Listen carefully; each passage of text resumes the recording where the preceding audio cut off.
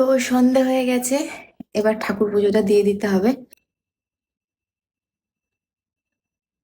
তো সন্ধ্যাবেলা আমার গোপুসোনার পুজো দেওয়া হয়ে গেছে। আসলে এটা আমার দিদির গোপুসোনা, আমি নিয়ে এসেছিলাম আমাদের এখানে, কিছুদিনের জন্য বেড়াতে এসছে দিদি বাড়িতে। ঠাকুরকে খেতে দিয়ে এবার আমি গুছিয়ে নিচ্ছিলাম আমার বেডটাকে, ঘরের টুকিটাকি কাজ করে নিলাম এবং আমি নিজে রেডি হয়ে নিলাম। তো দেখো আমার ল্যাদখোর বান্ধবীর কাণ্ড। আমি তো রেডি হয়ে গেছিলাম, ও শুয়ে শুয়ে ল্যাদ খাচ্ছিল, উঠছিল না।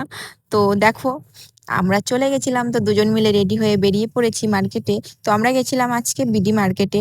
আমার দুটো মাত্র জিনিস ছিল, ওরও দুটো জিনিস কেনার ছিল, তো কিনে নিলাম। কিনে নিয়ে দেখি রাস্তায় বেরোতে এরকম এক জায়গায় দাঁড়িয়ে দাঁড়িয়ে প্রসাদ দিচ্ছে, খিচুড়ি প্রসাদ। আমার আবার খিচুড়ি দেখলে বেশি লোভ লাগে, মানে হামলে গিয়ে পড়ি। তো হাউমাউ করে আমরা গিয়ে নিয়ে নিলাম খিচুড়ি এবং নিয়ে বাড়ি চলে আসলাম।